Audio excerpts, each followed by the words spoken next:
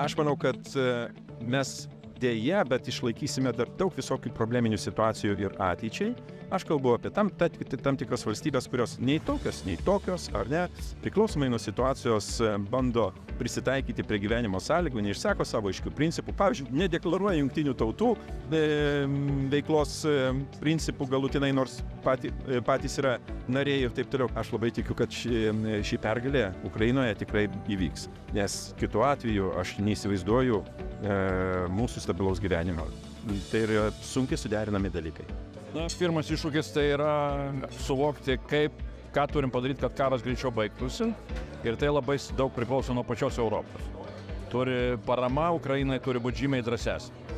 Antras dalykas, po karo be abejo tokie patys svarbiausi faktoriai bus Ukrainos atstatymas, Ukrainos integracija Europos Sąjunga.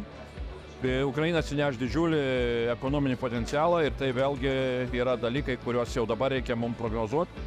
Europos ekonomika, europiečiai suprato, kad reikia būti maksimaliai savarankiškiams ir pradedant nuo maisto produktų, baigiant energetiką, visais kitais dalykais, turim pasirūpinti patys. Bendrom pastangom mes turėsime didelį ekonomikos augimą tiek Ukrainoje, tiek Europoje ir to augimo pasekmes galėsim panaudoti žmonių, europiečių gerovei.